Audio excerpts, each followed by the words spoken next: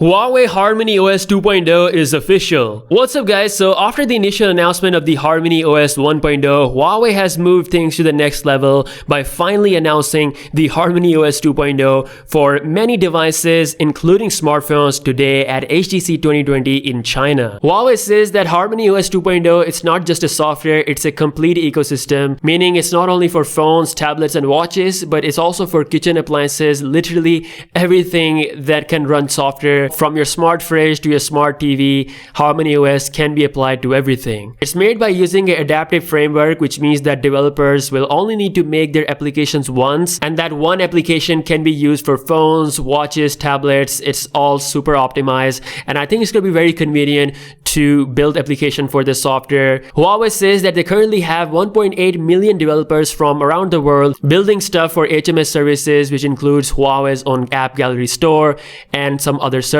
It took them a while to have that many people on board, and now they can actually take full step in releasing the Harmony OS 2.0 for their smartphones. Yes, all existing Huawei phones that are running EMUI 11, which was by the way announced today as well, they all can be updated to the Harmony OS 2.0, and Huawei has said that their first smartphone with Harmony OS 2.0 will come officially in 2021. They further explained that Harmony OS 2.0 has the highest security certification, which is CCEAL 5+.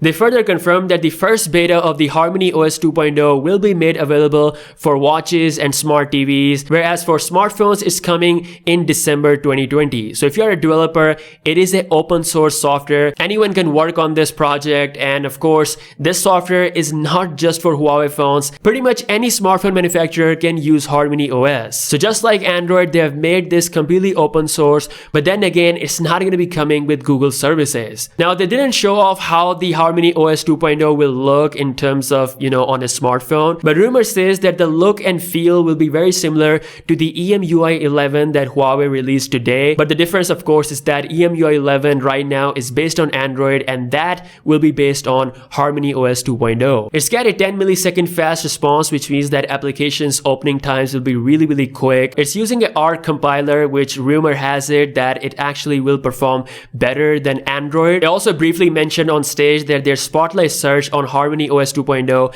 is actually faster than the Spotlight search you see on iOS. Again, only time will tell. I will say that the competition is nice to have. If you look at past couple of years, only Android and iOS are dominating the game, and the thought of having a third software system is just completely insane. So if any company that has a slight chance of pulling this off is Huawei, their Harmony OS 2.0 is looking kind of promising. So it's nice that it's finally coming out, but here's the thing. Software on Huawei phones is the least concern right now. The big problem is hardware. Huawei can't even make a flagship phone anymore. United States completely destroyed Huawei's ability to make a proper high-end flagship phone. First, they took away Google services, and despite that, Huawei still continued to ship phones with their open Android version, but then they took away their ability to make flagship processors. And now, believe it or not, they're even taking away their ability to have flagship displays. After September 15th, any company who uses US-based technology won't be allowed to work with Huawei, which means Samsung and LG won't be allowed to do business with Huawei. They won't be allowed to sell their OLED displays, not even RAM and memory and some other hardware things. Without a flagship processor or having the latest OLED display,